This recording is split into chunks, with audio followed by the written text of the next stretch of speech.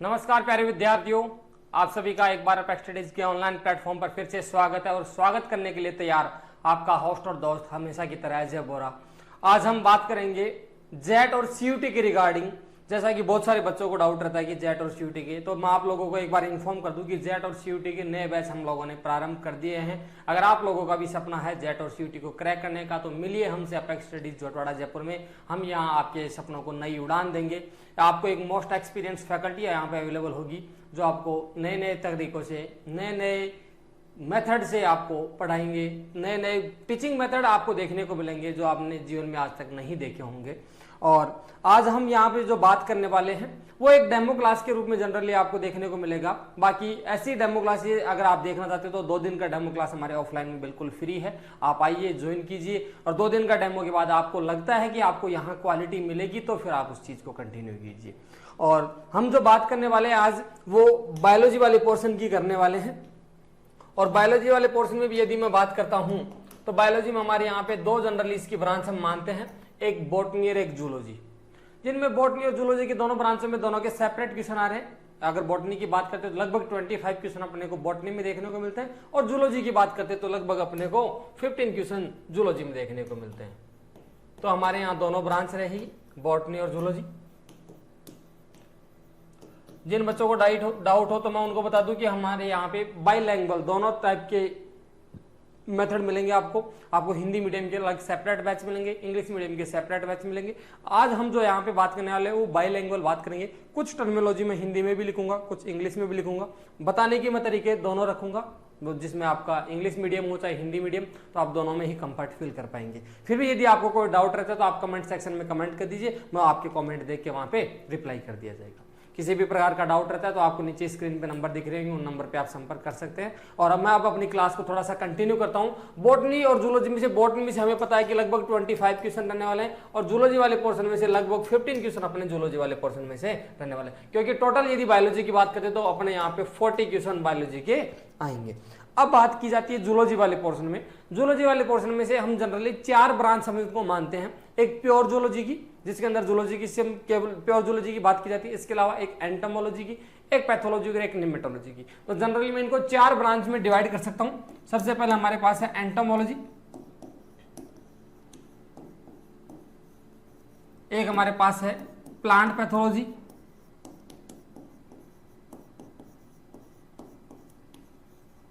एक ब्रांच है निमेटोलॉजी,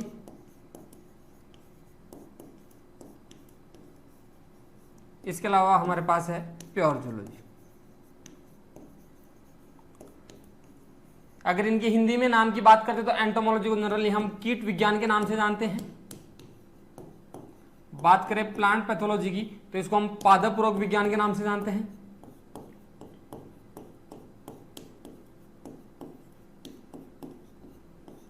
निमेटोलॉजी की बात करते हैं इसको हम सूत्रकृमि विज्ञान के नाम से जानते हैं।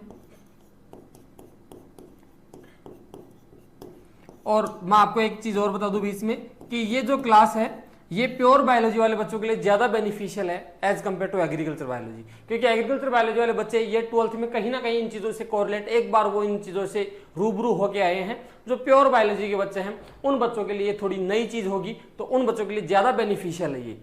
बाकी काम की दोनों की है, क्योंकि एग्जाम हमारे लगभग इसमें से इन तीनों में से अगर मैं बात करता हूं तो इनमें से 10 क्वेश्चन मिलेंगे, 5 क्वेश्चन आपको प्योर जूलॉजी वाले पोर्शन में से देखने को मिलेंगे। इट मींस हम यहाँ पे 10 क्वेश्चनों के मैटर की बात करेंगे और 10 क्वेश्चन का मैटर बहुत ज्यादा होता है। तो ऐसा ही कि जो बच्चे प्योर जूलॉजी, प्योर बायोलॉजी से हैं तो वो बच्चे इस चीज को थोड़ा सा फोकस करें। और हम यहाँ पे कीट विज्ञान, पादप रोग विज्ञान और सूत्रकृमि विज्ञान की बात करते हैं। जैसा कि नाम से पता लग रहा है आप लोगों को कि कीट विज्ञान जहाँ पे कीटों का अध्ययन किया जाएगा, या फिर मैं सिंपल भाषा में बोलूं कि जहाँ पे इंसेक्ट पेस्ट की जो स्टडी की जाती है उसको हम कीट विज्ञान कहते हैं। इसके अलावा हमारे पास सेकंड चीज है प्लांट पैथोलॉजी, पादप रोग विज्ञान, मतलब पादपों के जितने भी रोग हैं उनके बारे में विस्तृत जो चर्चा करेंगे हम उसको कहेंगे पादप रोग विज्ञान या प्लांट पैथोलॉजी। इसके अलावा सूत्रकृमि विज्ञान, जहां सूत्रकृमि की या निमेटोड की स्टडी की जाती है उसको बोलते हैं हम निमेटोलॉजी। तो जनरली आपको वो ऐसे कभी नहीं पूछेगा कि बताओ कीटों के अध्ययन को क्या कहते हैं। कीट विज्ञान ऑप्शन में आपको नहीं मिलेगा, वहां पे मिलेगा आपको एंटोमोलॉजी। तो मतलब ये हिंदी वाले नाम ना देके वो आपको इंग्लिश वाले नाम देगा। हो सकता है एंटोमोलॉजी ऐसे लिख के ना दे, आपको वैसे लिख के दे दे कि डायरेक्ट एंटोमोलॉजी हिंदी के अंदर, पैथोलॉजी लिख दे, नेमेटोलॉजी लिख दे। तो इन वर्ड को थोड़ा सा फोकस कीजिए आप कि पैथोलॉजी में हम पादपों के रोगों का अध्ययन करते हैं, एंटोमोलॉजी में कीटों का अध्ययन करते हैं और नेमेटोलॉजी के अंदर सूत्रकृमियों का अध्ययन करते हैं। इन्हीं चीजों को मैं थोड़ा सा एलोबरेट करता हूं। हमारे पास सबसे पहले जो ब्रांच है दैट इज एंटोमोलॉजी, और एंटोमोलॉजी को जनरली हम किस नाम से जान रहे हैं? कीट विज्ञान के नाम से। और कीट विज्ञान को आगे बढ़ाने से पहले जैसा कि बेसिक एक इन्फॉर्मेशन आप सभी बच्चों को पता होता है कि कोई भी शब्द जिसके नाम के पीछे लॉजी लगाओ तो कौन सी लैंग्वेज से बिलोंग करता है, कल्चर लगाओ तो कौन सी से करता है। ये एक बेसिक इन्फॉर्मेशन मैं वापस में एक बार रिपीट करता हूँ कि जिन वर्ड्स के पीछे कल्चर वगैरह लगा रहता है वो सारे लैटिन वर्ड के होते हैं, जिनके पीछे लॉजी लगा रहता है वो सारे ग्रीक वर्ड के होते हैं। तो इसके नाम के पीछे भी लॉजी है, मीन्स आप सबको पता है कि ये कौन सी भाषा का शब्द होगा, ये ग्रीक भाषा का शब्द होगा। और ग्रीक भाषा की बात करें तो ग्रीक भाषा आप सब लोग जानते ही हैं, ग्रीक लैंग्वेज। अब ग्रीक भाषा के भी कौन कौन से शब्दों से मिलकर बना है ये देखिए, तो ये दो अलग अलग शब्द हैं। इसमें एक है एंटोमोन और दूसरा है लोगस। एंटोमोन की बात करते तो एंटोमोन का मतलब होता है इंसेक्ट, और लोगस की बात करते तो स्टडी। और जैसे हमने ये भी इससे पहले भी बात की, the study of the insect pest is known as entomology. तो यही डेफिनेशन हमने बात की थी। इंसेक्ट जिसको हम हिंदी में किस नाम से जानते हैं? कीट के नाम से जानते हैं, और स्टडी को जिसको अपन अध्ययन की बात करेंगे तो जहां कीटों का अध्ययन किया जाएगा उसको एंटोमोलॉजी के नाम से जाना जाएगा, या फिर study of insect pest is known as entomology. अब हमारे पास सबसे पहले टर्म आती है इंसेक्ट। पहले हम इसी चीज को समझ लेते हैं क्योंकि हमारे सब्जेक्ट का नाम ही एंटोमोलॉजी है, और एंटोमोलॉजी का मतलब हमें इंसेक्ट के बारे में नहीं पता कि इंसेक्ट होता क्या है, तब तक जिस चीज को हम क्लियर नहीं कर पाएंगे। मैं ये नहीं कहता कि एक क्लास से आपको सब कुछ देखने को मिल जाएगा, लेकिन इस क्लास को देखने के बाद आपको इतना आइडिया हो जाएगा कि इस सब्जेक्ट में हमें क्या चीज पढ़नी है, किस चीज पे फोकस करना है। जो भी बेसिक इन्फॉर्मेशन होगी वो मैं आप लोगों के साथ शेयर करूंगा, बिल्कुल धरातल से स्टार्ट करूंगा और एडवांस लेवल तक हम जाएंगे यहाँ पे। तो ऐसा भी नहीं है कि आपको केवल बेसिक इन्फॉर्मेशन या बहुत ज्यादा एडवांस मिलेगा। आप यदि जीरो से भी स्टार्ट कर रहे हैं तो भी आपके लिए बेनिफिशियल है, और यदि आप एडवांस लेवल पे हैं तो भी आपके लिए बेनिफिशियल है। तो दोनों ही उनमें केस के अंदर आपके लिए ये कारगर साबित होगा। और हम सबसे पहले बात कर लेते हैं इंसेक्ट की। अब देखो ऐसे वर्ड तो जैसे हमने बात करे थे जिनके पीछे लॉजी या कल्चर है वो तो हम इजी वे में आइडेंटिफाई कर पाते हैं, लेकिन बात आती है जब किसकी? इंसेक्ट की। तो जब हमें यही नहीं पता कि इंसेक्ट क्या होता है, पहली बात देखो इंसेक्ट एक लैटिन लैंग्वेज का वर्ड। पहले इसकी बेसिक इन्फॉर्मेशन की बात करें तो ये कौन सी भाषा से लिया गया है? लैटिन भाषा से लिया गया है। और लैटिन भाषा के भी कौन से वर्ड से लिया गया है? यदि वर्ड की बात करते हैं तो वर्ड है बेटा इंसेक्टम। और इंसेक्टम का मतलब क्या होता है? To cut into. ये बहुत इंपॉर्टेंट चीज है। अब टू कट इनटू का मतलब समझ ले अपन। टू कट इनटू का मतलब जो चीज खंडित हो, अलग अलग भागों में विभाजित हो, उसको क्या बोलते हैं? To cut into. जब आप कीट का शरीर देखेंगे तो वो आपको अलग अलग भागों में विभाजित दिखेगा, मतलब अलग अलग खंडों के अंदर डिवाइड हुआ हुआ दिखेगा। ये बात याद रह जाएगी। तो ये इंसेक्टम से लिया गया है, ये चीज होगी। अब आती है, हम जनरली मैं ये भी बोल रहा हूं बार बार कि इंसेक्ट पेस्ट की स्टडी करते हैं, तो हमें पहले ये समझ में तो आ जाए ना इंसेक्ट क्या होता है, पेस्ट क्या होता है। पहले उसके बारे में बात कर ले। देखिए एक चीज हमारे पास इंसेक्ट, जिसको हम शुद्ध हिंदी के अंदर क्या बोलते हैं? कीट। और दूसरा हमारे पास टर्म क्या है? पेस्ट, जिसको हम क्या बोलते हैं? पीड़क। पीड़क नाम ना देगा तो आपको नाम देगा नासी जीव।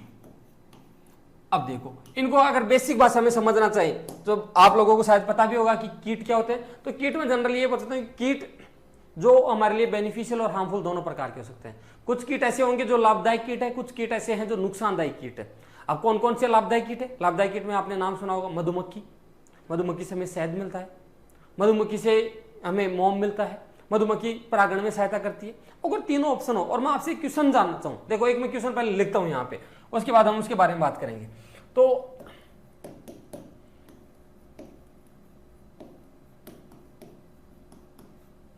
मधुमक्खी पालन का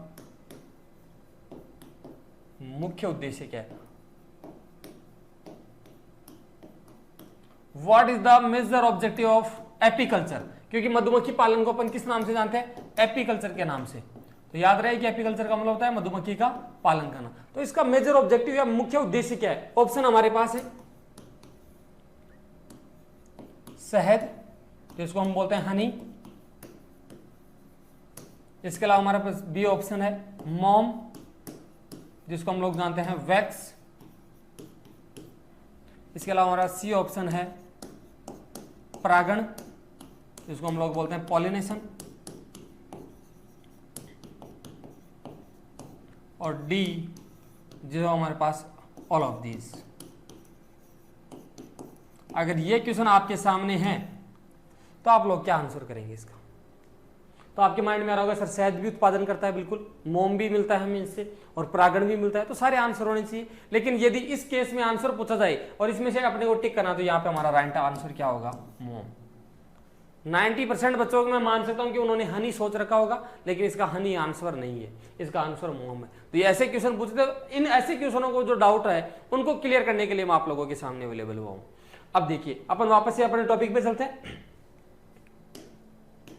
तो यहां पे बात आ गई इंसेक्ट की। इंसेक्ट में क्या कहा कि इंसेक्ट हमारे लिए बेनिफिशियल और हार्मफुल दोनों प्रकार के हो सकते हैं। तो हम यही देख लेते हैं पहले कि सर ऐसे कौन कौन से कीट है जो लाभदायक कीट होंगे, या हम जिनको बेनिफिशियल बोलते हैं, और ऐसे कौन से कीट है जो नुकसानदायक होंगे।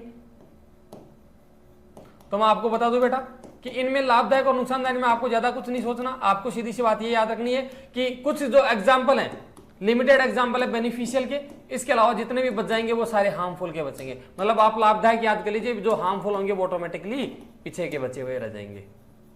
तो बेनिफिशियल के अंदर हम बात करें तो बेनिफिशियल को हम इधर करते हैं। एक तो हमारे पास क्या आता है? मधुमक्खी, और मधुमक्खी को जनरली हम किस नाम से जानते हैं? Honey bee. और आपको ये भी आइडिया लग गया कि हनी बी या जो मधुमक्खी का पालन करते हैं उसको क्या कहते हैं? एपीकल्चर कहते हैं। मधुमक्खी का मुख्यतः पालन मोम के उत्पादन के लिए किया जाता है, ना कि शहद के लिए, ना कि परागण के लिए। वो अलग चीज है कि जितने भी कीट हैं जो परागण करवाते हैं फसलों में, क्योंकि परपरागित फसलें होते हैं, और परपरागित फसलों के अंदर यदि कीट परागण करवाएगा तो वहां पे कीटों की संख्या अगर चेक की जाए तो उनमें से 80% तक अकेली हनी बी होती है। मतलब पूरे कीटों में सबसे ज्यादा डोमिनेंट 80% तक परपरागण अकेली कौन करवाती है? कीटों वाले में से हनी बी करवाती है। और कीटों के द्वारा जो परपरागण होता है उसको बोलते हैं एंटोमोफिली। ये नाम भी आप याद रखिए, मैं इधर मेंशन कर देता हूं थोड़ा तो याद रहेगा आपको। एक टर्म चलती है एंटोमोफिली। एंटोमोफिली का मतलब कीटों के द्वारा परागण हो, कीटों द्वारा परागण। इसके अलावा इसमें और भी चीजें जैसे और भी इनके जैसे नाम होते हैं, जैसे हवा के द्वारा होगा तो एनिमोफिली कहलाएगा, यदि कोई बर्ड्स या पक्षियों के द्वारा हो रहा है तो ऑर्निथोफिली कहलाएगा। ऐसे नाम पूछ लेता है तो थोड़ा याद रखिए एंटेमोफिली, जहां पे कीटों के द्वारा, क्योंकि अपन कीटों की बात करें इसलिए इससे रिलेटेड टर्म की साथ में बात कर लेते हैं। तो मधुमक्खी होगी हमारे पास। इसके अलावा है रेशम कीट, और रेशम कीट को हम जनरली बोलते हैं सिल्क वॉर्म। इसके अलावा हमारे पास है लाख कीट, जिसको अपन बोलते हैं लैक इंसेक्ट। इनके अलावा बच्चों अपन समझ सकते हैं जितने भी जो परागण में सहायता करते हैं, या जिनको पराग कीट भी बोल सकते हैं, इनको बोलते हैं पॉलिनेटर्स। पराग कीट कर देता हूं मैं इसको, ये पराग कीट हो गए। इसके अलावा हमारे पास हैं प्राकृतिक शत्रु, नेचुरल एनिमीज।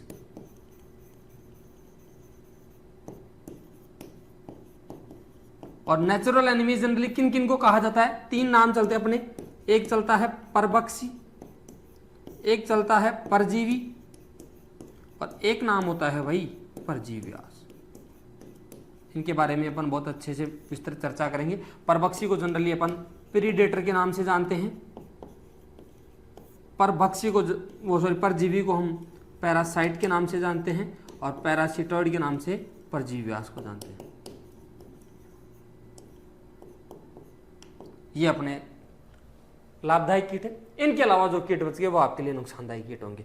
तो आपको ये इतना पता लग गया सर कीट है वो लाभदायक और हानिकारक दोनों प्रकार के हो सकते हैं। लाभदायक कौन कौन से हैं? ये जो नाम लिखे हैं वो लाभदायक है। इनके अलावा जो बच गए वो मोस्टली आपके लिए कैसे हैं? हार्मफुल है। जबकि बात आती है जब पीड़क की या पेस्ट की या नासी जीव की, नाम से भी पता लग रहा है नासी जीव जो किसी चीज का नाश करता हो, ऐसा जीव जो नुकसान करता हो, नासी जीव कहलाएगा, पेस्ट कहलाएगा। तो अब बात आती है कि कोई भी इंसेक्ट पेस्ट कैसे बनता है सर? इंसेक्ट का पेस्ट बनने का एक तरीका है भाई, अगर कोई इंसेक्ट या कोई भी कीट 5% से ज्यादा नुकसान कर रहा है तो वो पेस्ट कहलाएगा। बात समझ में आ गई आपको कि कोई भी कीट जो 5% से ज्यादा नुकसान करता है तो हम उसको पेस्ट के स्टेटस पे ले लेते हैं कि ये पेस्ट है। 5% से कम करता है तो उसको पेस्ट नहीं लेंगे कभी भी, याद रहना। 5 से 10, हाँ फिर अलग अलग रूल चलते हैं, नाम भी सुना होगा ने, सर ये मेजर पेस्ट होता है, सर ये माइनर पेस्ट होता है। मतलब क्या होता है कि कोई 5 से लेकर 10% तक नुकसान पहुंचाता हो, माइनर पेस्ट कहलाता है। कोई 10% से ज्यादा नुकसान पहुंचाता हो, मेजर पेस्ट कहलाता है। तो वो चीजें हम थोड़ी और ब्रॉड लेवल की जाती है, तो फिर वो चीजें हम आगे पढ़ेंगे। अभी एक बार जनरल बेसिक इन्फॉर्मेशन की बात कर लेते हैं। तो कोई भी कीट जो 5% तक नुकसान पहुंचाता है, 5% तक, तब तक हम उसको लाभदायक या हानिकारक नहीं बोलेंगे। वो हमारे लिए जैसा होगा वैसा हम उसको बोल देंगे, या फिर हम उसको बोलेंगे 5% तक नुकसान पहुंचाता है तो हम उसको पेस्ट नहीं बोलेंगे। पेस्ट कब बोलेंगे? जब वो 5% से ज्यादा नुकसान पहुंचा जाए। इसका मतलब सर पेस्ट तो मुझे ये समझ में आ रहा है कि पेस्ट तो ऐसी चीज है जो नुकसान पहुंचाने का काम करते हैं। बिल्कुल, इंसेक्ट आपके लिए नुकसानदायी और हार्मफुल दोनों टाइप का है, बोले तो सॉरी, हार्मफुल और बेनिफिशियल दोनों टाइप का है, लेकिन पेस्ट केवल हार्मफुल होता है, ये कभी नुकसान वो फायदेमंद नहीं होगा। जब फायदेमंद नहीं होगा तो it means all the living organism that cause create nuisance, problem, economic loss and etcetera, वो जो सब चीजें अपने को आर्थिक नुकसान पहुंचाते हैं वो सब क्या कहलाएंगे? पेस्ट। तो क्या फिर आपके माइंड में ये नहीं आ रहा कि सर ऐसे कीट जो 5% से ज्यादा नुकसान पहुंचा रहे हैं उनको सबको आप पेस्ट बोल दो? बिल्कुल बोल सकते हैं। तो आपसे पूछे कि बताओ पेस्ट क्या है, तो आप बोल सकते हो सर कोई भी ऐसा कीट जो 5% से ज्यादा नुकसान पहुंचा रहा है उसको हम इंसेक्ट या पेस्ट बोल सकते हैं। बिल्कुल बोल सकते हैं, ठीक बात है। बहुत सारी ऐसे भी डिजीज हैं, डिजीज का मतलब रोग है। अब रोगों से अपनी फसल में 5% से ज्यादा नुकसान हो रहा है। हाँ, रोगों से डायरेक्ट नहीं हो रहा। रोग कौन करते हैं? सूक्ष्म जीव करते हैं। कोई भी बैक्टीरिया है, कोई भी वायरस है ना, जीवाणु, विषाणु, माइकोप्लाज्मा, फाइटोप्लाज्मा, जनरली इनके द्वारा होता है। तो वो रोग है, वो अपने को 5% से ज्यादा नुकसान पहुंचा रहे, तो आप उसको क्या बोल सकते हो? पीड़क बोल सकते हो। कि सर ऐसे तो फिर कोई सूत्रकृमि हो सकता है? बिल्कुल हो सकता है। जो 5% से ज्यादा नुकसान पहुंचाता है तो सूत्रकृमि को भी फिर क्या बोलेंगे? बिल्कुल हम बोलेंगे क्या कि वो भी क्या है? एक पेस्ट है। ऐसे तो सर फिर कोई खरपतवार भी हो सकता है? बिल्कुल हो सकता है। तो आप उसको वीड बोल दीजिए या फिर क्या बोल दो? हर्ब बोल दो। तो ये भी फिर क्या है हमारे लिए?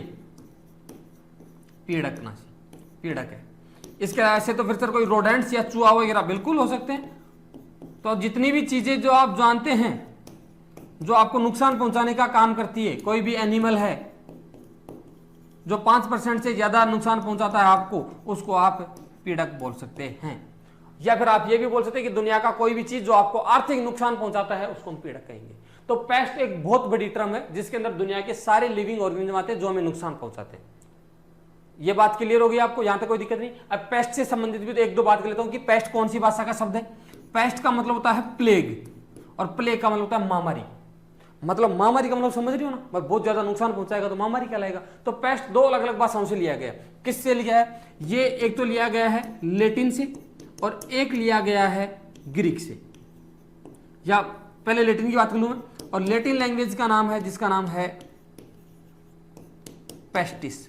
और ग्रीक नहीं, इसमें सॉरी, इसमें एक वर्ड चलता है एक्चुअली, उसका नाम थोड़ा सा पूछ रहा हूं। एक्चुअली उसका टर्म होता है पेस्टी, और मुझे भी याद आएगा तो मैं थोड़ा बता दूंगा आपको। तो ये दो अलग अलग भाषाओं से मिलकर बना। एक तो पेस्टिस और एक है पेस्टी, जिसका मतलब होता है प्लेग, और प्लेग का मतलब होता है महामारी। तो ये वर्ड याद रखना अपने को। हाँ, ये फ्रेंच वर्ड है इसमें, ये फ्रेंच। तो फ्रेंच वर्ड है, उसका नाम तो है पेस्टी, और पेस्टिस है वो है लेटिन वर्ड। ये पेस्ट का याद रख लीजिए, दैट्स ऑल। यहां तक हमारी चीज होगी क्लियर। तो हमें इतना आइडिया लग गया कि इंसेक्ट और पेस्ट में क्या अंतर है। आप आराम से बता सकते हो पेस्ट किसको बोलेंगे, इंसेक्ट किसको बोलेंगे। अब यहां तक आपको कोई दिक्कत नहीं आएगी। अब हम वापस से चलते हैं अपने इंसेक्ट वाले पोर्शन पे। अब इंसेक्ट क्या है, कीट क्या होता है, किसको बोलेंगे, इसकी बात की जाए। तो यदि अब इंसेक्ट की डेफिनेशन की बात कर लें, इतना तो आपको पता लग गया कि सर कोई भी इंसेक्ट होता है वो लाभदायक और नुकसानदायी हो सकता है। अब इंसेक्ट क्या होता है ये चीज भी तो क्लियर करो। तो पहले कीट क्या होता है उसकी परिभाषा देखें। तो कीट की परिभाषा देखिए तो इंसेक्ट होता है, insect are tracheate arthropod,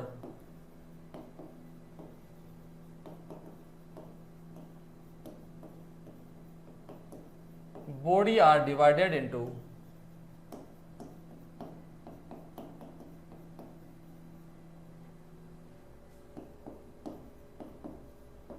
three parts.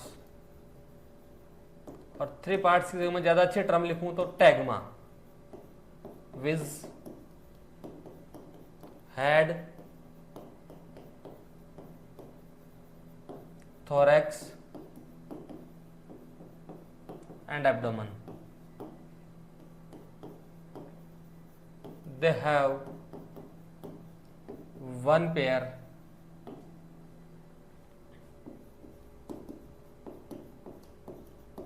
compound eyes, two pair wings and 3 pair legs. इसके अलावा और इसमें मिलता है दे have 1 pair antennae and chitinous exoskeleton. ये हो गई इंसेक्ट की डेफिनेशन। इसको मैं हिंदी में लिख दूं कि कीट क्या होता है। कीट एक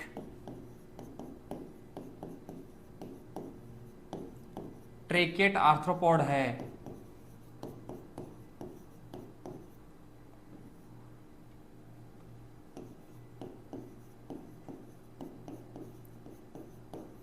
जिसका शरीर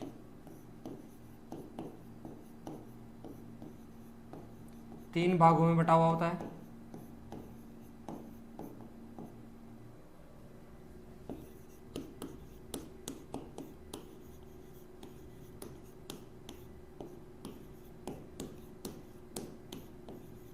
कौन कौन से तीन भाग होंगे? सिर होगा, वक्ष व उदर, जिनमें एक जोड़ी श्रृंगिकाएं या एक जोड़ी संयुक्त नेत्र,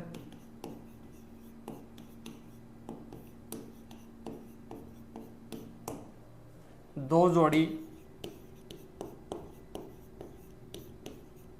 पंख व तीन जोड़ी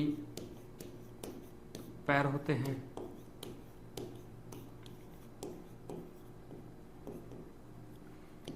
एवं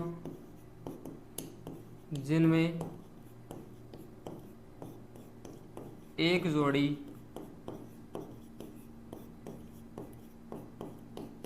श्रृंगिकाएं व शरीर काइटिन युक्त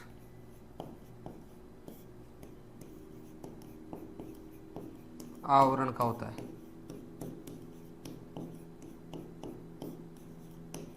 अब देखो भाई, ये जो मैंने दो परिभाषाएं लिखी है, हिंदी और इंग्लिश में बाइलैंग्वेज लिख दिया हमने।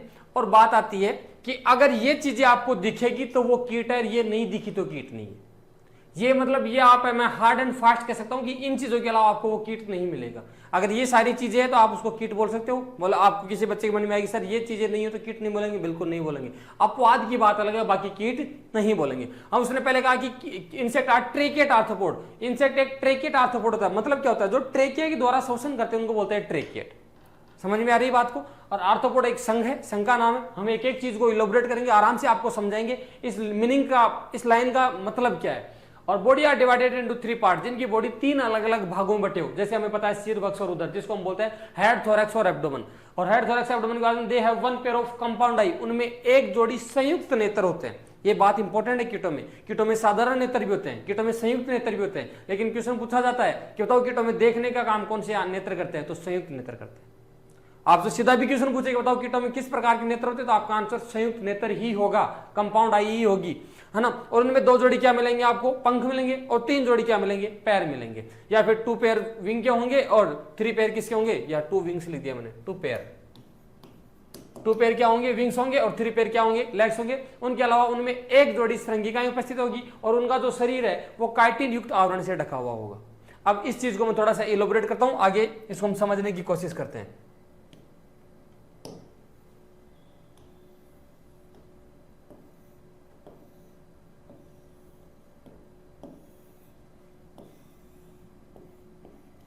एक रफ सा डायग्राम हम बनाते हैं, इससे हम थोड़ा समझने की कोशिश करेंगे।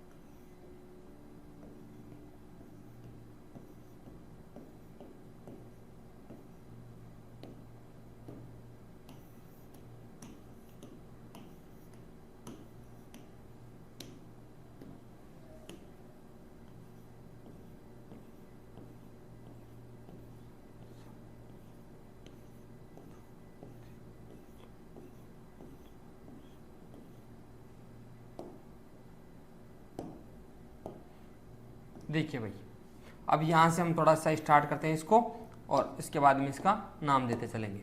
ये है इसके श्वसन छिद्र, और श्वसन छिद्र को जनरली अपन इस इंग्लिश में या तो स्पाइरिकल्स कहते हैं या स्टिग्मेटा कहते हैं। तो ये इसके स्पाइरिकल्स हो गए। ये वाला पार्ट है, ये वाला पार्ट उसका ट्रेकिया कहलाया।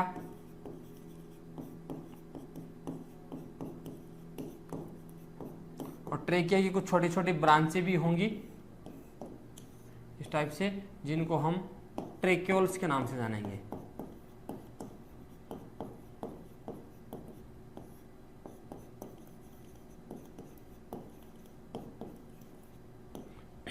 ये जो दोनों पार्ट हैं ये इसके पंख वाले पार्ट होगा, और ये जो है तीनों ये उनके पैर हो जाएंगे। ये सबसे ऊपर वाला पार्ट पे श्रृंगिकाएं, श्रृंगिकाओं को अपन जनरली एंटीनी के नाम से जानते हैं। ये इसकी एंटीनी हो गई। ये पैर हैं, पैर सबको पता ही है, ये लेग्स होंगे और ये विंग्स होंगे। ठीक है, अब देखिए भैया, जो हमने पीछे डेफिनेशन पढ़ी है केवल उसी डेफिनेशन को मैं इलोबरेट करूंगा। आप इजी वे में इसको याद करने की कोशिश कीजिए।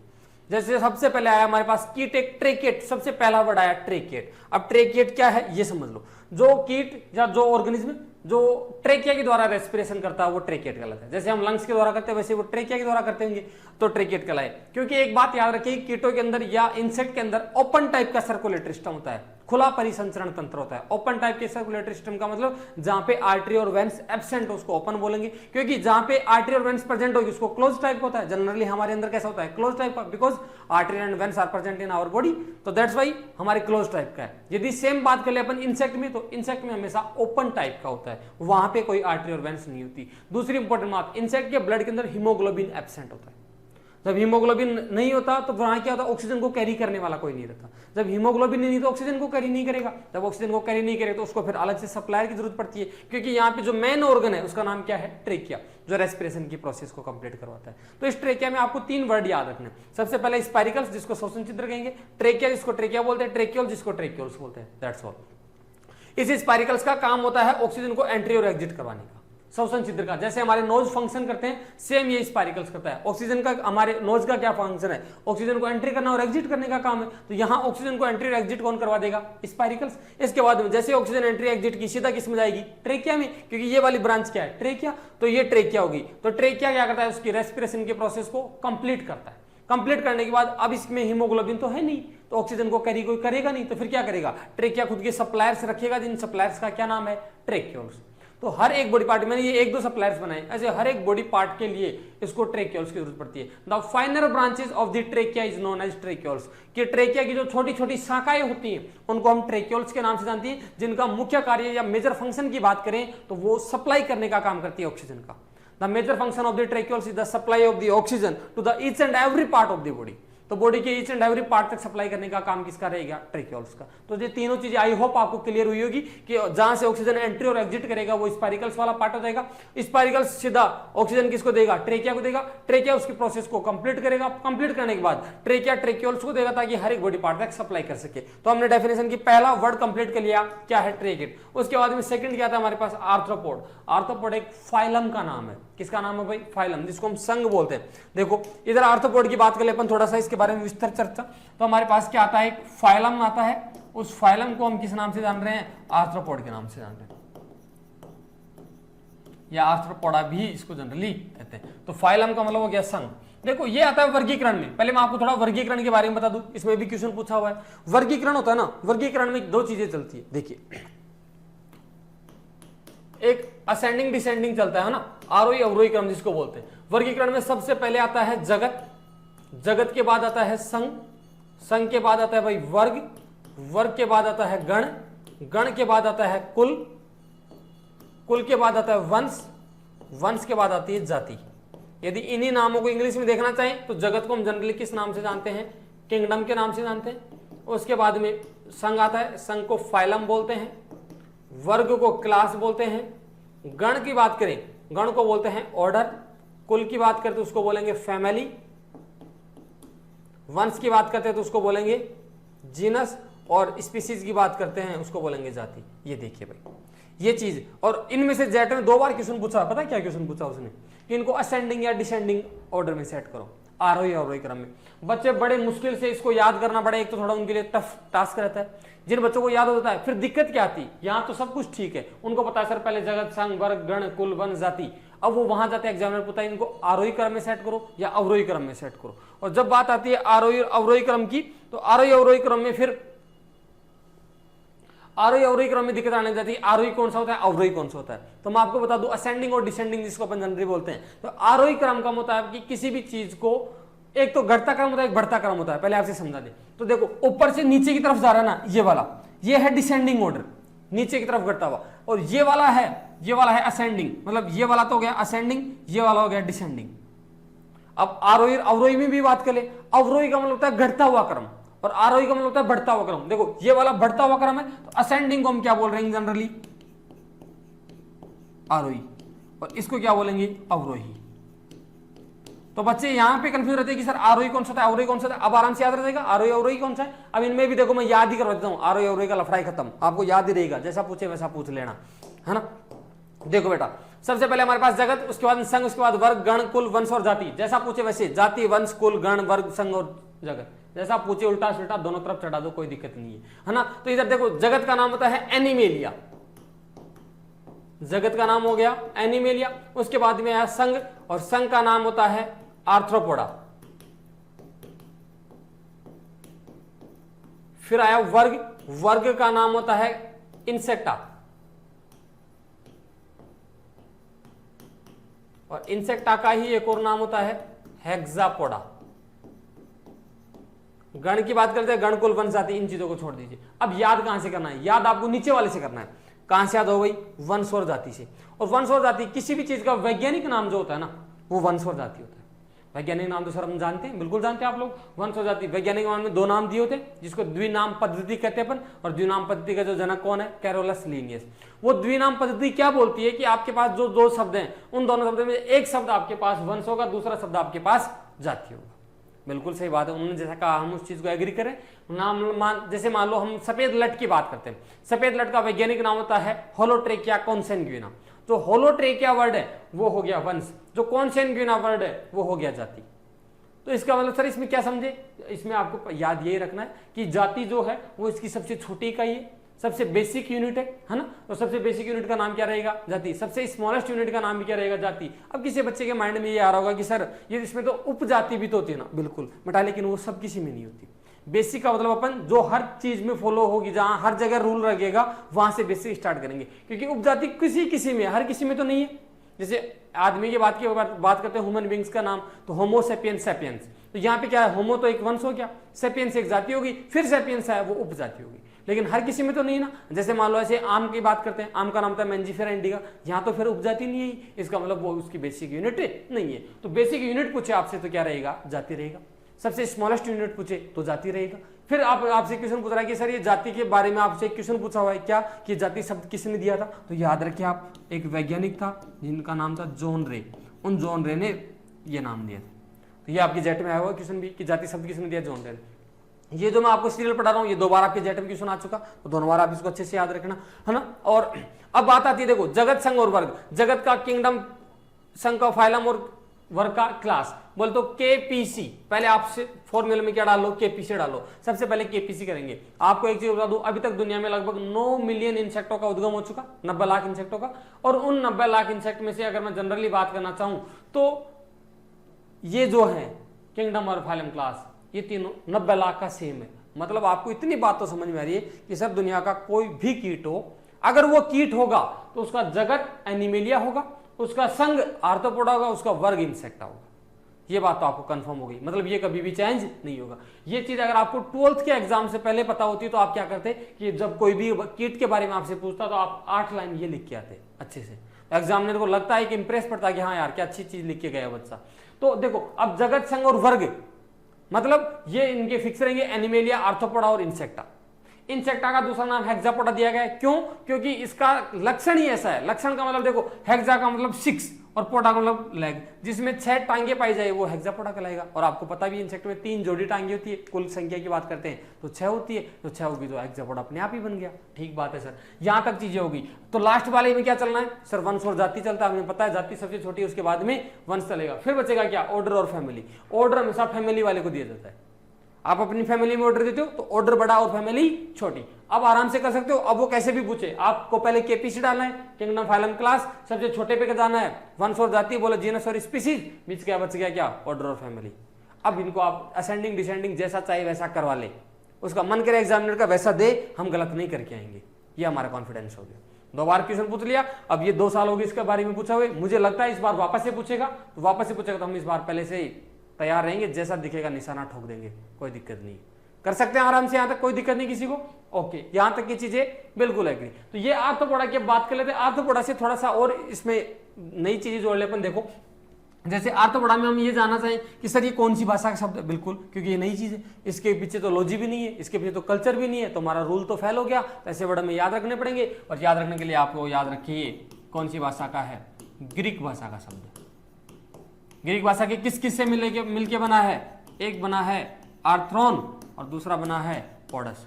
आर्थ्रोन का मतलब होता है बेटा खंडित, और खंडित को अपन बोलते हैं सेगमेंट, और पोडस का मतलब होता है फुट या पैर। मतलब देखो, ये भी क्या चीज समझाना चाह रहा है कि आर्थ्रोपोडा में केवल वो ही कीट आएंगे जिनके पैर खंडित होंगे। ये बात भी बिल्कुल बिल्कुल, क्योंकि आर्थ्रोपोडा में कौन से कीट आएंगे जिनके पैर क्या होंगे? खंडित होंगे। अब देखो, दुनिया में 9 मिलियन इंसेक्टों के आप पैर चेक करोगे ना, सबके खंडित मिलेंगे। आपको कहेगी सर जिसके पैर खंडित नहीं, क्या वो कीट नहीं? बिल्कुल नहीं, क्योंकि हमने रामबाण यही पढ़ी है कि जिसके पैर खंडित होने चाहिए। और आर्थ्रोपोडा तो साफ साफ बोल रहा है कि मेरे अंदर केवल वही कीट आ सकता है जिसका पैर खंडित है, जिसका पैर खंडित नहीं वो मेरे पास नहीं आएगा। खंडित का मतलब ये नहीं अपने गांव वाली भाषा में नहीं कि खंडित का मतलब किसी चीज का टूट जाना, जैसे कोई मूर्ति होती है अपने खंडित बोलते हैं, थोड़ी सी ब्रेक हो जाती है। तो खंडित का मतलब जो फोल्ड हो पा रही है, जैसे मेरा हाथ है यहाँ से खंडित है, यहाँ से फोल्ड हो रहा है, इसका मतलब ये खंडित वाला पार्ट है, यहाँ से वाला फोल्ड हो रहा है, इसका मतलब ये खंडित वाला पार्ट है। जो फोल्ड हो पाती है उसको अपन खंडित वाला पार्ट बोलते हैं थोड़ा। तो ये याद रखेगा, आर्थ्रोपोडा एक ग्रीक भाषा का शब्द है और दुनिया का सबसे बड़ा फाइलम है। तब दुनिया का सबसे बड़ा संघ कौन सा है? आर्थ्रोपोडा। तो लार्जेस्ट फाइलम कौन सा हो गया? आर्थ्रोपोडा। जैसे मान लो टोटल की बात कर लेता हूं मैं, ये मान लो पूरा अर्थ क्रस्ट हमारा, और इसके अंदर हम बात करते हैं लगभग ये वाला पोर्शन आपके पास है 72% और ये वाला पोर्शन आपके पास है लगभग 28%। इट मींस इस 72% में अकेला पता है कौन आता है? आर्थ्रोपोडा। और इन 28 के अंदर बाकी जितने भी रिमेनिंग आपके पास फाइलम बच गए वो सारे किस में आएंगे? इस 28% वाले में। इट मीन्स अपने को सीधी सी बात ये समझ में आ रहा है कि आर्थ्रोपोडा 72% पॉपुलेशन रखेगा, जबकि बाकी के जितने भी रिमेनिंग फाइलम्स हैं वो 28% में फ्री हो जाएंगे। ये समझ में आ गया? मतलब दुनिया का सबसे बड़ा फाइलम है, बिल्कुल है। तो आप सर अपन ये भी बोल सकते हैं ना सर ये तो 75% के लगभग हो रहा है। हाँ, तो 75% तो आप ये भी बोल दो कि ये 3/4 हिस्सा अकेला रखता है कौन? आर्थ्रोपोडा। तो जितने भी फाइलम उसका 3/4 हिस्सा किसका है? आर्थ्रोपोडा का। कई जगह इसको थोड़ा और भी मॉडिफाई कर देते हैं, कई जगह क्या बोल देते हैं कुछ लोग? 2/3 हिस्सा। मतलब 66% से थोड़ा बढ़ के है, 75 से थोड़ा कम है, तो 2/3 या 3/4 या 2/3 हिस्सा कहीं भी दे रखा है, क्योंकि 4 हिस्सों में 3 हिस्सा, क्योंकि 4 हिस्से 25-25 के 4 बन गए, जिनमें से 25-25 के 3 हिस्से लगभग 75% हो गया, तो आर्थ्रोपोडा आ गया, इसलिए 3/4 कर दिया। या फिर 3 हिस्सों में तो 33-33 के 3 बन गए, तो लगभग 66 से थोड़ा सा ज्यादा है, तो 66 ऊपर रख दिया हमने और तीसरा हिस्सा 33 नीचे रख दिया। मतलब पूरे 100 में से लगभग 66% के समथिंग आर्थ्रोपोडा है, या फिर इसके अकॉर्डिंग लगभग 75% है, और एवरेज निकाल तो क्या आ गया हमारे पास? 72%। बाकी सब 28% के अंदर आ गए। तो ये थोड़ा आर्थ्रोपोडा के बारे में आपको याद रखना। तो आपसे पूछे कि दुनिया का सबसे बड़ा संघ कौन सा है? तो आर्थ्रोपोडा है। क्यों? क्योंकि सर इसमें 70% 2% पॉपुलेशन आ रही है, बाकी में नहीं आ रही। फिर चलो ये तो हर एक बच्चे को पता है, वो क्वेश्चन पूछ ले कि दुनिया का दूसरा सबसे बड़ा संघ कौन सा है? Which one with the second largest phylum. तो ये तो फर्स्ट हो गया। सेकंड लार्जेस्ट फाइलम की बात करते हैं, सेकंड लार्जेस्ट फाइलम का नाम है मोलस्का। तो दुनिया का दूसरा सबसे बड़ा संघ कौन हो गया? मोलस्का। और मोलस्का के अंदर पता है कौन आता है? स्नेल आता है और स्लज आता है। स्नेल और जो स्लग होते हैं दोनों किस में आते हैं? मोलस्का में, जो दुनिया का दूसरा सबसे बड़ा संघ है। तो हमने हमारी परिभाषा में 2 चीजें पूरी कर ली भाई, एक हमने ट्रेकेट पूरा कर लिया, दूसरे हमने आर्थ्रोपोडा पूरा कर ली। मुझे लगता है यहां तक आपको कोई डाउट नहीं होगा। अगर कोई डाउट हो तो आप कमेंट सेक्शन में कमेंट डालिए, आपके कमेंट पढ़ के मैं रिप्लाई करूंगा। उसके बाद में body are divided into 3 parts, और पार्ट्स हम केवल समझने के लिए बोल रहे हैं। ये आ रहा है नाम टैगमा। मतलब शरीर के 3 अलग अलग भाग होंगे। 3 अलग अलग भाग कौन से हैं ये भी देख लेते हैं। अब आपको दिख भी रहा है कि सर यहां से यहां तक का जो भाग है ये वाला भाग सिर कहलाया, बिल्कुल, और सिर को हम जनरली किस नाम से जान रहे हैं, हेड बोल रहे हैं। यहां से यहां तक का भाग सर बिल्कुल वक्स कहलाया, और वक्स वाले भाग को क्या बोलते हैं, एब्डोमेन, वो थोरैक्स। और लास्ट पार्ट हमारे पास क्या बच गया, यहां से यहां तक का, जिसको हम बोल रहे हैं उदर, और उदर वाले भाग को मैंने क्या नाम दिया, एब्डोमेन। आई होप आप लोगों को ये चीजें क्लियर होगी। उसने भी यही बोला था कि शरीर के 3 भाग हैं, कौन कौन से, नंबर 1 हमने किसको दिया, हेड को दे दिया, नंबर 2 किसको दिया, थोरैक्स को या वक्स को दे दिया, और नंबर 3 किसको दिया, एब्डोमेन या उदर को दे दिया। तो हमने 3 शरीर को 3 अलग अलग हिस्सों में बांट लिया। उसके बाद में डेफिनेशन क्या बोलते हैं हमारी, कि उसके अंदर दे हैव 1 पेयर कंपाउंड आइज, उनमें एक जोड़ी संयुक्त नेत्र होंगे, कंपाउंड आइज होगी। कंपाउंड आइज का मतलब क्या होता है बेटा, देखो वैसे तो देखा जाए ना ये वाली चीजें है उसकी कंपाउंड आई, और कंपाउंड आइज की बात करो तो आप दिख रहा है कि सर ये हेड के दोनों साइड में, तो याद रहे कि हेड के लेटरल साइड में या पार्श्व तरीके में कौन प्रेजेंट होती है, संयुक्त नेत्र होते हैं। जो एक्चुअली विजुअल आइज होती है, देखने का काम करती है, वो भी संयुक्त नेत्र ही करते हैं। तो आपको बस यही बात याद रखनी है, इसमें एक जोड़ी संयुक्त नेत्र या कंपाउंड आई पाए जाते हैं जो हेड के लेटरल साइड में या पार्श्व साइड में पाए जाते हैं, जो विजुअल आई का या देखने योग्य आई का काम करते हैं, जो देखने का काम करते हैं। ये जो 3 दिख रहे हैं ये इसके साधारण नेत्र हैं, इनका नाम, तीनों का बात करते हैं, इन तीनों का नाम क्या हो गया, साधारण नेत्र। और साधारण नेत्र को अपन जनरली इंग्लिश में कहते हैं भाई सिंपल आई। तो इनको बोल दिया हमने, ये इसकी सिंपल आईज हो गई, वो उसकी कंपाउंड आई। ये सिंपल आई कोई देखने वखने का कोई काम नहीं करती, इतनी सी बात याद रखनी है आपको, ठीक बात है। इसके बाद में हमारी डेफिनेशन बोलती है कि उसके अंदर क्या मिलेगा, 2 पेयर विंग्स के प्रेजेंट होंगे, 2 पेयर विंग्स के, और पेयर लेग की बात किसकी है, तो 3 पेयर लेग्स, ठीक है। अब यहाँ पे हम विंग और लेग की बात करते हैं, तो विंग हमें दिख रहा है एक, और ये दूसरा पेयर, लेग की बात करते हैं 1 और 3, मतलब 3 पेयर लेग्स के हो गए, 2 पेयर किसके हो गए, विंग्स के। जनरली एक लाइन में चलती है, इसके लिए कहते भी हैं कि आर्थ्रोपोडा क्या होता है, तो 2 जोड़ी पाखड़ा 3 जोड़ी टांगड़ा, क्या बोलते हैं भाई, 2 जोड़ी पाखड़ा 3 जोड़ी टांगड़ा, मतलब जिसमें 2 जोड़ी तो पंख हो और 3 जोड़ी पैर हो। टांगड़ा का मतलब पैर और पाखड़ा का मतलब पंख, जिसमें 2 जोड़ी पंख और 3 जोड़ी पैर हो, वो आर्थ्रोपोडा होता है। तो एक डेफिनेशन बोलते हैं, ऐसे स्लोगन चलता है जनरली, बोलते हैं एंटो वाले बच्चे कि 2 जोड़ी पाखड़ा 3 जोड़ी टांगड़ा, दिस इज आर्थ्रोपोडा। तो आर्थ्रोपोडा का लक्षण क्या हो गया, 2 जोड़ी विंग मिलेंगे आपको, 3 पेयर लेग के मिलेंगे। तो ये आपको यही दिख रहा है कि सब 3 पेयर लेग्स के और 2 पेयर किसके, विंग्स के प्रेजेंट है। ये प्रेजेंट है थोरैक्स वाले पार्ट पे, बोल तो वक्स वाले पार्ट है। वक्स के 3 कितने सेगमेंट है, तो देखो पहले मैं इनको एक बार कर लूं, तो वक्स के सेगमेंट अपने को 3 दिख रहे हैं, नंबर 1, नंबर 2 और नंबर 3। इसका नाम होता है अग्रवक्स, इसका होता है मध्यवक्स, और इसका होता है पश्चवक्स। इंग्लिश में बात करें तो अग्र को जनरली अपन बोलते हैं प्रो, मध्य को बेटा कहते हैं मीजो, और पश्च को कहते हैं मेटा। तो अब पूरा नाम बोल देंगे अपन, प्रोथोरैक्स, मीजोथोरैक्स, मेटाथोरैक्स, अग्रवक्स, मध्यवक्स, पश्चवक्स नाम हो गए। तो आपसे पूछे कि बताओ वक्स के कितने भाग या कितने खंड, तो वक्स के 3 खंड। शरीर के कितने भाग, 3 भाग, कौन कौन सा, 1 नंबर सिर, नंबर 2 वक्स, नंबर 3 उदर। इनमें आपको ज्यादा कुछ नहीं पूछेगा, मैं आपको एक चीज और समझा दूं। एक तो आपसे क्वेश्चन ये पूछे कि बताओ शरीर के कितने भाग है, तो आपका आंसर रहेगा 3। कौन कौन सा है, सिर है, वक्स है, उदर है। दूसरा आपसे क्वेश्चन पूछा कि शरीर के कितने खंड हैं, तो दोनों चीजें अलग अलग है बेटा, खंड अलग है, भाग अलग है। खंड की बात करें तो खंड होते हैं लगभग 18 से 21। कितने खंड होते हैं भाई, 18 से 21। और देखो यहाँ पे मैं खंड की बात कर लेता हूं, नीचे लिख देता हूं खंड, और खंड होंगे कितने, 18 से 21। इसका मतलब आपको ये बात तो समझ में आ रही है कि सर ये जो 18 से 21 खंड है, ये 18 से 21 खंड इन्हीं 3 भागों में नहीं है क्या, बिल्कुल है, क्योंकि हमने सर से लेके चोटी तक की सारी चीजें तो नाप दी, और सर से चोटी तक की सारी चीजों को नाप के तो यही बोला है कि इसके शरीर के 3 भाग है। शरीर को सर से लेकर चोटी तक 3 भाग बना दिए, और मैं यही बोल रहा हूं कि इसके शरीर में 18 से 21 खंड है, मतलब इन्हीं तीनों भागों में से 18 से 21 खंड मिलेंगे। तो फिर कहां कहां मिलेंगे, तो आप बात करो यदि सर की, तो सर में भैया आपको हम खंड देंगे कितने पता है, 6। सर में कितने खंड देंगे, 6। वक्स में कितने दिख रहा है सर, कितने, 3, तो वक्स में खंड दे दिया हमने 3। और उधर में कितने खंड है, तो उधर में लगभग 8 से लेके 11। तो सर हमें तो बात समझ में आ गई कि 6 खंड तो सिर के होंगे, 3 खंड वक्स के होंगे, और 8 से लेके 11 खंड उधर के होंगे। लेकिन किसी को डाउट हो सर ये 8 से 11 ऐसा क्यों, ये रेंज ऐसी क्यों, ये फिक्स क्यों नहीं, ये इंसेक्ट की जेनेटिक वेरिएबिलिटी पे चेंज करता रहता है, जैसा उनका इवोल्यूशन है वैसे उतने खंड मिलेंगे। लेकिन एक बात आप ये याद रखिए, कभी भी ये उसके साइज पर निर्भर नहीं करता। जैसे हाउस फ्लाई और मॉस्किटो है, इन दोनों में यदि आप चेक करेंगे तो हाउस फ्लाई और मॉस्किटो में सेगमेंट्स के नंबर अलग अलग है। इट मींस वहां पे जो साइज है, साइज कभी मैटर नहीं करती कि साइज बड़ी है तो खंड ज्यादा होंगे, साइज छोटी है तो खंड कम होंगे, ऐसा कभी नहीं होता। ये उनका आनुवंशिक जो है या फिर उनका जहां से उद्गम हुआ है उस चीज पे ही डिपेंड करता है, बाकी उनको आपको कोई लेना देना ज्यादा नहीं है। इनको सबको काउंट करोगे तो लगभग कितने आएंगे, 18 से 21। लेकिन सर कभी 18 से 21 ऑप्शन में नहीं मिले तो भैया आपको एग्जैक्ट करना हो तो बेटा 20 करके आएंगे, एग्जैक्ट करके आएंगे तो 20 करके आएंगे, और यदि वैसे अपने को रेंज पूछे तो लगभग 18 से 21 की रेंज कर देंगे। यहां तक मुझे लगता है किसी बच्चे को कोई डाउट नहीं है। उसने इस तरीके 3 भाग बना दिए, खंड भी बना दिए, खंड 18 से 21 बना दिए, और एग्जैक्ट पूछा तो सॉरी 20 बता दिया। यहां तक चीजें हो गई अपनी क्लियर। ओके, अब आओ भाई यहां देखो पंख और लेग की बात करते तो लेग अपने पास 3 पेयर हैं, तो अग्र अक्ष को 1 लेग दे दिया, मध्य अक्ष को 1 दे दिया और पश्चिम अक्ष को तो एक एक जोड़ी तो इनको दे दिया।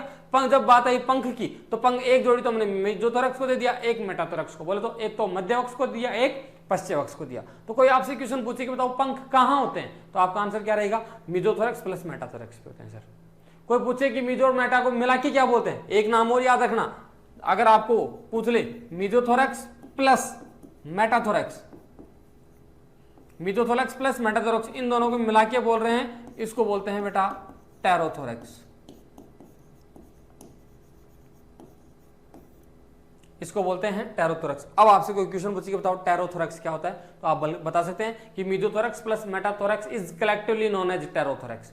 अब देखो एक बच्चा तो बोल सकता है कि सर मेरे पास जो किट में पंख मैंने देखे हैं, एक तो मेजोथोरैक्स पे देखा है, एक जोड़ी मेटाथोरैक्स पे देखा है, लेकिन एक बच्चा बोल रहा है कि मैंने जो इसमें पंख देखे हैं वो टेरोथोरैक्स पे देखा, मतलब दोनों बच्चे सही है, क्योंकि मेजो और मेटा को मिला के क्या बोलते हैं टेरो, तो टेरो बोलते हैं, इसका मतलब दोनों जगह देखा है। और दूसरा बच्चा बोल रहा है कि मुझे मैंने मेजो पे और मेटा पे दोनों जगह देखा है, मध्य अक्ष पे और पश्चिम अक्ष पे, तो मध्य अक्ष और पश्चिम अक्ष दोनों को मिला के क्या नाम दे दिया, टेरोथोरैक्स नाम दे दिया। यहां तक चीज क्लियर, यहां तक कोई डाउट नहीं है। अब देखो यहां मैं एक चीज भी और एक क्वेश्चन और बना लेता हूं साथ के साथ ही, कि कोई भी एक कीट है वो एक जगह से दूसरी जगह जाना चाहता है, मूवमेंट करना चाहता है, लोकोमोशन गतिशील करना चाहता है, तो फिर उसके पास 2 रास्ते हैं, या तो वो उड़ के जाए या चल के जाए। वो कहते हैं ना भाई पापा की परियोगिता उड़ जाएगा, मम्मी का मगरमच्छ है तो चल के जाएगा। तो पापा की परियोगिता मतलब उड़ के जाएगा तो किसकी सहायता से, विंग की सहायता से, और चल के जाएगा तो लेग की सहायता से। अब आप एक चीज देखो, इसमें विंग और लेग कहां प्रेजेंट है, तो आपका आंसर क्या रहेगा, सर ये तो दोनों थोरैक्स पे हैं। It means thorax is responsible for locomotion. किसी भी कीट को चलायमान या गतिशील करने के लिए कौन सा भाग उत्तरदायी होता है, जिसका नाम रहता है थोरैक्स। तो थोरैक्स उसके लिए क्या होगा, चलायमान या गतिशील करने के लिए उत्तरदायी पार्ट होगा। ये क्वेश्चन आपसे पूछ भी सकता है। उसके बाद में हमारे पास आता है कि उसके अंदर एक जोड़ी क्या होंगे, सरंगिकाएं होंगी। अब ये आई सरंगिकाएं, देखो ये सरंगिकाओं की बात करते हैं अपन, और सरंगिकाओं में सबसे सर के ऊपर जो, जैसे आप लोगों ने आपने कभी क्रिकेट देखा होगा घर में, क्रिकेट तो जानते हो ना, झिंगुर, तो झिंगुर कभी अगर मैं दिखाई दूं, देखो झिंगुर आपने कभी नहीं भी देखा है तो, पर जानते हैं, हो सकता है उसका नाम नहीं जानते हो बच्चे, बाकी झिंगुर सब जानते हैं।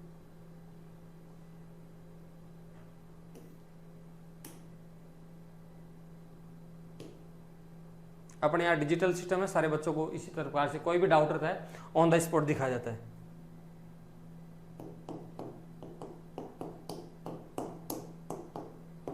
तो आप लोगों को भी कभी अगर मौका चाहिए तो जुड़िए आप स्टडीज पे, यहाँ पे हम लगभग सारे बैच अवेलेबल हैं हमारे यहाँ पे। ये हाउस क्रिकेट जिसको झिंगुर बोलते हैं ना, देखा ये सबने। और देखो आगे ये जो सरंगिकाएं हैं, इनको अपन बोलते हैं यार इसके आगे 2 मूछे चाहिए, बोलते हैं ना गांव में से थोड़े कि इसके मूछे, छोटे बच्चे बोलते हैं, वो मूछे ही क्या होती है, इसकी सरंगिकाएं होती है। मतलब ये सरंगिकाएं सारा काम करेगी इसमें, सारा काम का मतलब ये संवेदनशील अंगों का काम कौन करती है, सरंगिकाएं, जो कहाँ पे होती है, सिर के ऊपर। तो हम बोल सकते हैं इसके सिर के ऊपर एक जोड़ी सरंगिकाएं या एक जोड़ी एंटीना होती है, जो सेंसरी नेचर की होती है, संवेदनशील होती है, किसी भी चीज का पता लगाती है, वो कौन लगाती है, संवेदनशील। क्योंकि इसमें 2 प्रकार के सेंसरी ऑर्गन पाए जाते हैं, एक होता है ऑल्फैक्टरी, एक होता है गैस्ट्रेटरी। मतलब एक तो किसी चीज को सूंघ के पता लगाए उसको तो बोलते हैं ऑल्फैक्टरी, एक जिसको टेस्ट करके पता लगाए उसको बोलते हैं गैस्ट्रेटरी। जैसे आपके पड़ोसी के यहाँ को बहुत अच्छा हलवा बना रहे हैं या किसी भी चीज सब्जी वब्जी बना रहे हैं, तो आपको पता लग जाता है यार हाँ आज इनके यहाँ कुछ बन रहा है। एक आप किसी चीज को खा के पता लग रहा है, वाह यार क्या स्वादी है, खा के पता लग रहा है मतलब गैस्ट्रेटरी, और आपको सूंघ के पता लग रहा है, स्मेल के द्वारा पता लग रहा है मतलब ऑल्फैक्टरी। तो दोनों टाइप के सिस्टम किसी मिलते हैं, आपको सरंगिकाओं में देखने को मिलते हैं। जो कहाँ पे होती है, सिर के ऊपर कितने होती है, नंबर में 1 पेयर होती है, और सेंसरी नेचर की होती है। ठीक बात है। इसके अलावा हमारी डेफिनेशन क्या बोलती है कि जिनके अंदर एक जोड़ी सरंगिकाएं जिनका शरीर काइटिन युक्त आवरण का बना हो। काइटिन युक्त आवरण से क्या मतलब है, काइटिन युक्त आवरण का मतलब है कि जिसके शरीर को आप पकड़ने पर ऐसे फील होता हो, जैसे आपने कई बार टिड्डा वगैरह पकड़ा होगा, टिड्डी टिड्डा, उसको पकड़ने पर ऐसा लगता है थोड़ा मजबूत सा है, या झिंगुर भी पकड़ा होगा, कॉकरोच पकड़ा होगा, तो उसमें लगता है कि मजबूत है। वो मजबूत पार्ट किसकी वजह से है? काइटिन की वजह से। और ये देखो इंग्लिश वाले बच्चों के लिए एक टर्म है एक्सोस्केलेटन, मतलब शरीर की जो सबसे आउटर लेयर होती है ना, the outer layer of the body is known as exoskeleton and the synonyms of the exoskeleton is integument, जिसको आप ये बोलते हैं सबसे बाहरी त्वचा, हमारी सबसे बाहरी त्वचा क्या है? स्किन। इसको हम क्या बोल सकते हैं? एक्सोस्केलेटन, क्योंकि इस एक्सोस्केलेटन के अंदर काइटिन का बहुत ज्यादा रोल होता है, लगभग 60% के समथिंग, इसलिए हम इसको काइटिनियस एक्सोस्केलेटन बोलते हैं। मतलब 50% से ज्यादा अकेली का रोल है, इसलिए इसका नाम क्या दिया? Chitinous exoskeleton. हिंदी वाले बच्चे क्या पढ़ेंगे? उसको काइटिन युक्त आवरण, क्योंकि शरीर को पकड़ने पर जब मजबूत सा फील होता है वो काइटिन की वजह से है, इसलिए इसको काइटिन युक्त आवरण कहेंगे। ये देखिए, ये हमने इसकी बात कर ली। अब देखो यहां इसकी ये वाला पार्ट है, इस वाले पार्ट को कहते हैं गर्दन, और कीट में गर्दन ना बोल के इसको बोलते हैं सर्विक्स। याद रखिए, इंग्लिश में क्या बोलेंगे इसको? सर्विक्स। तो सर्विक्स क्या होता है? तो आप बता सकते हैं कि सर्विक्स वो पार्ट है जो हेड और थोरैक्स के बीच में पाया जाता है। बिल्कुल सही बात है, क्योंकि हेड और थोरैक्स को कनेक्टिंग करने का काम किसका होता है? सर्विक्स का। तो it is the connecting link between head and thorax. अगर मान लो थोड़ा एग्जामिनर थोड़ा एडवांस हुआ तो आपसे पूछेंगे क्या पूछेगा? बताओ हेड को कौन से पार्ट से जोड़ता है? ऑप्शन मिलेगा आपको प्रोथोरैक्स, मेसोथोरैक्स, मेटाथोरैक्स। तो आप आराम से कर पाएंगे, क्योंकि सबसे ऊपर प्रोथोरैक्स होता है, तो हेड को प्रोथोरैक्स से जोड़ने का काम किसका होता है? सर्विक्स का। अब देखो मेरा ये हेड फ्रीली मूवमेंट कर रहा है, किसकी वजह से? सर्विक्स की वजह से। तो यदि कभी भी आपसे पूछे कि बताओ कीटों का सर फ्रीली मूवमेंट कर रहा है, तो किसकी वजह से करता है? सर्विक्स की वजह से। याद रह जाएगी, ये इसको कनेक्ट करने का काम करता है। इसके बाद में ये हमारे पास थोरैक्स हो गया, फिर आ गया एब्डोमेन। एब्डोमेन में ये हो गया श्वसन छिद्र। आपसे सीधा क्वेश्चन पूछे कि बताओ how many pairs of spiracles are present in insect body, तो आपका आंसर रहेगा 10 पेयर। मतलब आपसे पूछे कि बताओ कीटों के शरीर में कुल कितने जोड़ी श्वसन छिद्र पाए जाते हैं, तो आपका आंसर रहेगा 10 जोड़ी। अब यहाँ काउंट करो, आप यहां से काउंट किया तो सर बोले यहाँ तो 8 ही, आप तो बता रहे हो 10। बेटा होते तो 10 ही हैं, लेकिन 8 तो उधर पर होते हैं, फिर बाकी 2 कहां होते हैं? एक जोड़ी भैया आपका पता है कहां मिलेगा?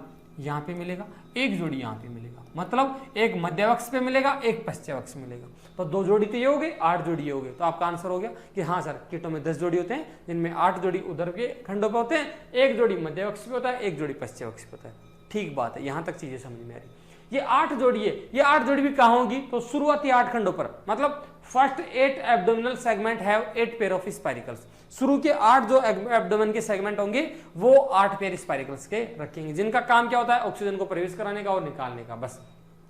अब मैं ये मान लेता हूं, ये हमारे पास खंड नंबर 8 है और ये हमारे पास खंड नंबर 9 है। हमने 2 चीजें सेलेक्ट कर ली, एक तो सेगमेंट नंबर 8 हो गया और एक सेगमेंट नंबर 9 हो गया। यहां सेगमेंट नंबर 8 में चेक करेंगे तो यहां आपको एक पोर दिखेगा, जिसको रिप्रोडक्टिव पोर या जनन अंग कहते हैं। अब इस रिप्रोडक्टिव पोर को इंग्लिश में जनरली जेनेटेलिया के नाम से जाना जाता है। मतलब कोई भी ऐसा पोर जो आपको बॉडी के अंदर बाहर दिखता हो उसको अपन जेनेटेलिया बोलते हैं, बेटा याद रखना। तो ये क्या हो गया उसका? जेनेटेलिया। और हिंदी में क्या बोलेंगे? हिंदी में तो बहुत ईजी है, जनन अंग या जनन छिद्र बोलते हैं अपन। कोई ऐसा छिद्र जो जनन करने का काम करता है वो जेनेटेलिया कहलाता है। अब ये तो 8 नंबर की। 9 नंबर की बात करते हो, देखो 9 नंबर में ये 9 नंबर का है, इसके ऊपर भी एक तो ऐसा मिला और दूसरा हमने देखा तो दूसरा एक यहाँ मिला। इसका मतलब समझो बेटा कि ये देखो ये वाला और ये वाला, ये दोनों हैं किसके? मादा के। तो अपन बोलते हैं मादा जनन छिद्र है, या हम सीधा बोलेंगे फीमेल जेनेटेलिया। क्या क्या नाम दिया इनको? फीमेल जेनेटेलिया या मादा जनन छिद्र। कहां कहां पे है? तो सर आप ही बता रहे हो ना, ये तो 8वें नंबर का सेगमेंट है और ये 9वें नंबर का। इसका मतलब मादा वाले कहां मिले? सर एक तो 8वें नंबर पे मिला और दूसरा कहां पे मिला? दूसरा मिला सर 9वें नंबर वाले सेगमेंट पे। जब बात करते हैं नर की, तो ये वाला जो है, ये वाला नर वाला पार्ट है, तो ये हो जाएगा मेल जेनेटेलिया, नर जनन छिद्र। और नर जनन छिद्र की बात करते हैं तो नर जनन छिद्र आपको कौन से खंड पे मिला? तो सर 9वें खंड पे मिला। अब ऐसा क्यों? किसी के माइंड में आ रहा होगा सर नर में एक ही क्यों, मादा में 2 क्यों, ऐसा दोगाचारी क्यों? इसका एक रीजन है बेटा।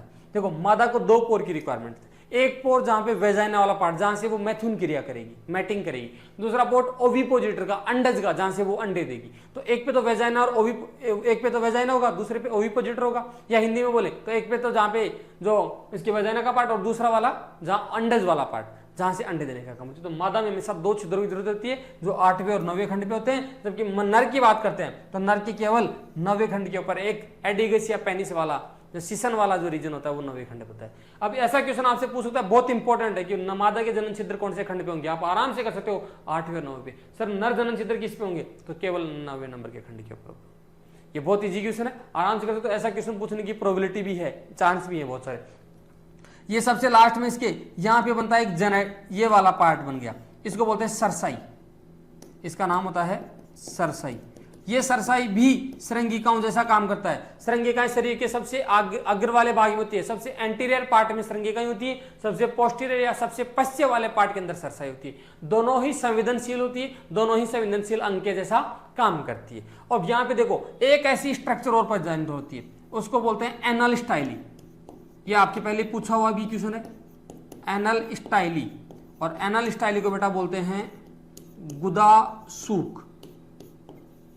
क्वेश्चन ये पूछेगा आपको कि बताओ ये गुदासूक किस में होती है, तो ये एनल स्टाइली केवल नर कॉकरोच में होती है, मादा कॉकरोच में अनुपस्थित होती है। ये वाला क्वेश्चन पहले पूछा हुआ है कि आपसे पूछे कि बताओ गुदासूक किस में होती है, तो केवल नर कॉकरोच में होती है, जबकि मादा कॉकरोच में क्या होती है, अनुपस्थित होती है। तो यहां पे हम लिख भी देंगे कि नर में उपस्थित, ओनली प्रेजेंट किस में है, मेल कॉकरोच में, जबकि फीमेल में क्या होगी, फीमेल में एब्सेंट होगी। Absent in female, sorry absent female लिख दिया, एब्सेंट इन फीमेल। तो देखो हमने केवल एक जनरल इंफॉर्मेशन की बात की है, इसमें बहुत सारी चीजें जो हमारे काम की होगी। हमें एक ये आइडिया भी लग गया कि कीट क्या होता है। किसी भी कीट के बारे में जाएंगे तो हम आराम से बता सकते हैं सर कीट क्या होता है, कीट में क्या क्या चीजें देखने को मिलती है। कीट में आपसे क्वेश्चन पूछेगी बताओ इसके अंदर श्वसन क्रिया किसके द्वारा होती है, आराम से बता सकते हो आप। क्वेश्चन पूछे आपसे कि बताओ कीटों के अंदर किस प्रकार का परिसंचरण तंत्र होता है, तो आप आराम से बता सकते हो सर खुला प्रकार का होता है, ओपन टाइप का सर्कुलेटरी सिस्टम होता है। इनमें मैं तो वो पूछे कि उत्सर्जन किसके द्वारा होता है, तो इनमें उत्सर्जन होता है हमेशा मेलपिजियन नलिकाएं या मेलपिजियन ट्यूबुल्स के द्वारा, ये याद रह जाना। ये कुछ बातें थी जो एक जनरल क्लास में आपको मैं एक व्यू, एक डेमो के रूप में जनरली बताना चाह रहा था कि देखो कीट क्या होता है। बाकी ये हमारी क्लास का केवल ऐसे मान के चले कि 50% है। यदि आप ऑफलाइन सेम चीजों को पढ़ेंगे तो आपको इससे जस्ट डबल मिलेगा। और मैं ये चीज की गारंटी देता हूं कि आप लोग क्लास में पढ़ के जाएंगे, उसके बाद आपको रूम पे जाके पढ़ने की जरूरत नहीं, आपको ऑन द स्पॉट याद करवा दिया जाएगा। अगर ऐसी क्लासें अगर आप लोग भी एंजॉय करना चाहते हैं तो सब्सक्राइब कीजिए हमारे यूट्यूब चैनल को, हमारे लिंक के साथ बने रहिए। और आपको फिर भी कोई इन्फॉर्मेशन चाहिए तो हमारे जो सोशल साइट के नंबर हैं वो दे रखे हैं, आप ऐप डाउनलोड कीजिए apexstudies.com के नाम से। और भी बहुत सारी क्लासें आपको डेमो ग्रुप में देखने को मिलेगी। और आप लोगों का यदि सपना है जेड को साकार करने का तो मिलिए, आपको हम आपके सपनों को नई उड़ान जरूर देंगे, एक नया रुख देंगे उसको। आपको भी लगेगा कि हमने एक अच्छी जगह की एक अच्छा डायरेक्शन मिला है, क्योंकि हर एक बच्चे में वो पोटेंशियलिटी होती है कि वो कुछ भी कर सकता है। और 12th के बाद तो उसके अंदर वो उस लेवल का जज्बा होता है कि वो अगर चाहे तो पत्थर को भी चबा जाए, इस लेवल का जज्बा होता है। इट मीन्स सीधी सी बात ये है कि आपको केवल एक तरीका, एक डायरेक्शन देने की जरूरत है, आप लोग कुछ भी कर सकते हैं। तो यदि आप लोगों के अंदर भी ऐसा जुनून, जोश, जज्बा है तो आप बिल्कुल आइए, हम आपके जज्बों को साकार करेंगे, सलाम करेंगे और उन चीज़ों को बिल्कुल आप लोगों के लिए एक सही सलामत तरीके से हम रन करने का प्रयास करेंगे। तो इसी के साथ मैं अपनी वाणी को विराम देता हूं। और ऐसे ही वीडियो अगर आपको और चाहिए तो आप लोग यूट्यूब पे कमेंट कर सकते हैं, हम उन पॉइंट्स के ऊपर भी, उन टॉपिक्स के ऊपर भी और वीडियो बना के आपको अवेलेबल करवाने की कोशिश करेंगे। थैंक यू, जय हिंद।